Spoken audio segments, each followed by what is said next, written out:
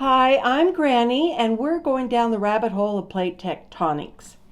According to scientific theory, plate tectonics is how major landforms have been created as a result of what is referred to as the Earth's subterranean movements. Scientists believe about 300 million years ago, the Earth only had one continent, and it was called Pangaea. Through eons of time, Earth's subterranean movements has created 7 continents. Some scientific studies believe the Earth may help maintain the Earth's magnetic core. We talked about that. More about that later. How the moon rotating around the Earth in one direction helps the Earth maintain this magnetic core and contribute to the Earth's subterranean movements. All right, to understand magnets, as a kid, we used to play with them. We would get a magnet and we would get a nail and go in the same direction and keep scraping that nail with the magnet, and over time that nail became magnetized. Put the magnet down, go over and use the nail because it had developed magnetic power, and then you could pick up all kinds of other stuff, including other nails. So we make magnets by exposing metals like iron, steel, like nails, and other kinds of metals, nickel. I wonder if you could use a nickel and magnetize it. I don't know. Anyway, and so you expose them to magnetic fields, and when you heat these and think of the Earth's outer core and the pressure and temperature, because when you heat these metals to a certain temperature, they become permanently magnetized. And go down the YouTube and check out how you can make magnets at home. The earliest theories of plate tectonics began in the 1600s, and by the 1960s transformed earth sciences like geology by explaining mountain building events, Himalayas, the Alps, Rocky Mountains, how they were formed by the Earth's magnetic core, and also volcanoes and also earthquakes. And I will be going down the rabbit hole of earthquakes, and I've been in more than I have been in more earthquakes than I can count. Anyway, I remember in grade school looking at a world map and noticing that the east coast of South America fits like a puzzle piece to the west coast of Africa. Okay, so let's wait a minute here. It appears, as I've been going down this rabbit hole of plate tectonics, it was as if I had entered this huge chamber surrounded by all these branches going in different directions. And it reminded me of being in an underground cave. Anyway, one group, just imagine in my imaginary chamber, that one group is all about maps, and the maps we have today don't look like the maps that were in the past. And it really used to irritate me. In school, they would tell you to memorize a map, say Africa, and you would memorize it, know where all the countries were, only to later discover that countries changed their names and changed their borders. Have you ever had a neighbor fight with another neighbor about where to put a fence? So that's been going on for a really long time. Another group of branches in my imaginary chamber is the many different countries who have created maps, and a lot of the times one country's map is in conflict with another country's map. there is a 16th century globe with the notation on it, "Here be dragons," designating an area that hadn't been explored. Now, it makes us laugh, but if you think about it, there was so much at this time that hadn't been explored. Anyway, just imagine what it would be like if your father, mother, brother, cousin, aunts, uncles, whatever, left your home to travel to the unknown, to discover what was beyond those mountains, or what's down that river, what's up the river, whatever. Well, less than 200 years ago, when people were migrating from the eastern part of the United States to the western part of the United States, Lewis and Clark, think of them, people often left and they were never heard from again. Have you ever heard of a monitor lizard? Some call it a Komodo dragon. And if you've ever seen one, how would you describe it? Because it looks pretty much like a dragon to me. And knowing how fast they can run, yeah, I wouldn't want to be anywhere near them.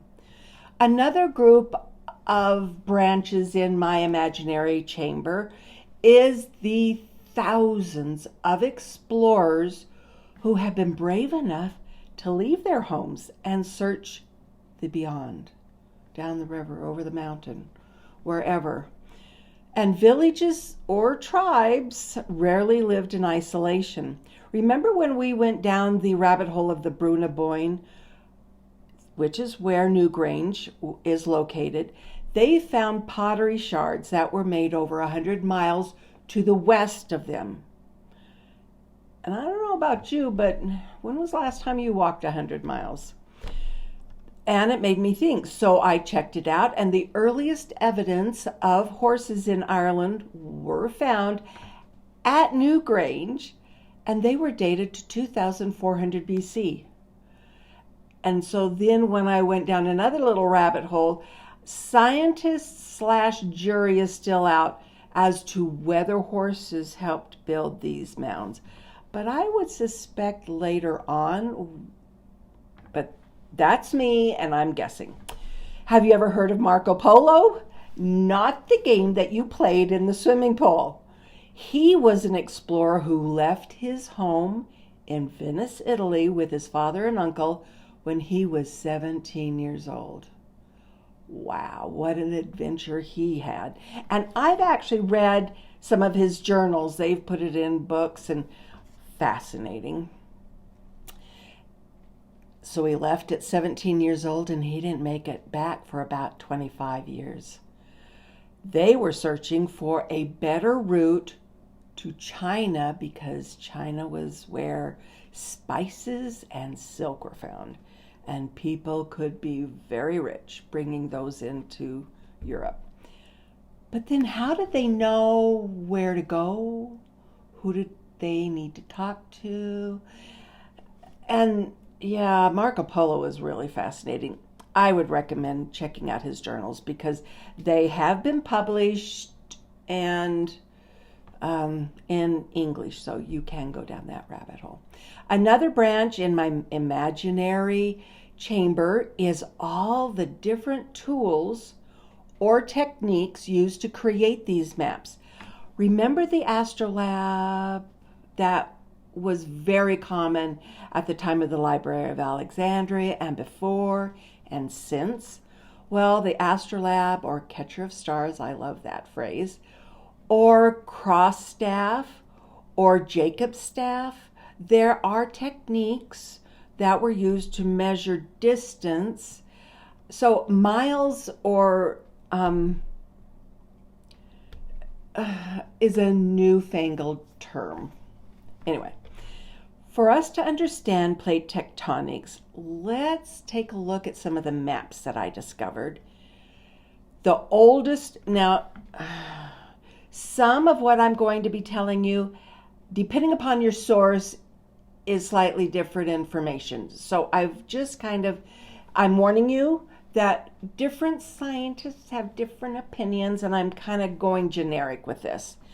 So the oldest known surviving geological map is dated around 1150 BC, and it's called the Turin Papyrus. This map was drawn on a form of paper made from papyrus. If you were to look at the stalk of a papyrus and cut it, you would find that it's triangularly shaped. Well, what they would do is they would take that stalk and strip it or peel it into long strips, lay them out, one layer going this way, the other layer going this way, and then they would press it, so while it's damp, they would press and dry it to form a papyrus sheet. And often these sheets were joined together end to end to form a roll. And remember the scrolls at the Library of Alexandria? Some would be vellum, which I believe is sheepskin, or scrolls like papyrus. So I'm sure that the Library of Alexandria had a variety of all of these kinds of papers. The Turin Papyrus was discovered around 1820 near Thebes, Egypt. It is now in the Egyptian Museum in Turin, Italy. It shows the topography and geology of an area called the Wadi Hammamat in the mountains of central eastern desert of Egypt. The Wadi Hammamat is a dry riverbed known for mining and was an ancient trade route. So it was a dry riverbed that most of the time of the year you could go up and down. No flash floods, but there are on occasion. It accurately depicts the distribution of sedimentary, igneous, and metamorphic rocks. And in this canyon or valley are rock carvings dated to about 3,000 years ago. This ancient map shows where gold was mined. Think of King Tutankhamun. It was a settlement of, forgive me if I'm doing this wrong, Fawakir, which is a famous settlement near a famous quarry, and famous because the pharaohs would go there to harvest / get their large rocks. This papyrus, the Turin Papyrus, is the oldest surviving geological map in the world, and it predates by 29 centuries the next oldest known geological map. This map was drawn during the reign of Ramses IV. It was created to record the king's expedition to a quarry, that particular quarry, for stones to create his statues. Around 600 BC, the Imego Mundi map was scratched on clay tablets in the ancient city of Babylon.